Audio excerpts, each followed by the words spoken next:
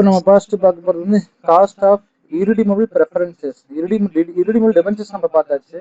டெபென்ச்சர்ஸ்ல interest நம்ம போட்டோம். இப்போ வந்து என்ன வருதுங்க, ப்ரெஃபரன்ஸு ஷேர் கேபிட்டல் பார்க்கணும். அப்போ நம்ம ஃபர்ஸ்ட் பார்த்ததுக்கும் இப்போ வந்து ப்ரெஃபரன்சஸ்னா கேபி வரும்.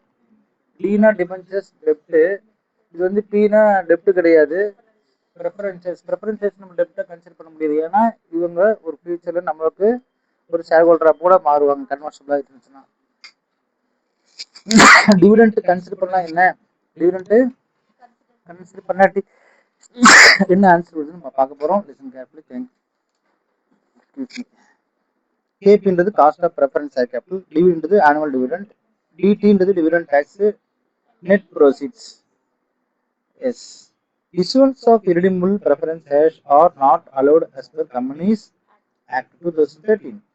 But for academic knowledge purpose, it has been presented here. அதாவது irredeemable preference shares ஒன்று கிடையாது, கம்பெனி ஆக்ட்ல கிடையாது. irredeemableனா என்னதுன்னா திரும்பி செலுத்தப்படாத ப்ரெஃபரன்ஸ் ஷேர்ஸ் ஒன்று கிடையாது. நான் காசு கொடுத்ததே வந்து உனக்கு இன்வெஸ்ட்மெண்ட்டுக்காக கொடுக்குறேன், அந்த காசு நான் எப்படி திரும்பி வாங்க முடியாது, யாரும் போட மாட்டாங்க. லாஜிக்கலாக அது ஒரு பிரச்சனை. ஸோ அதனால் அந்த மாதிரி இல்லை. பட் ஆனால் புரிதலுக்காக என்ன செய்கிறாங்க, தராங்க அப்படின்றாங்க. எஸ், அவ்வளோதான். இது வந்து irredeemable preference shares.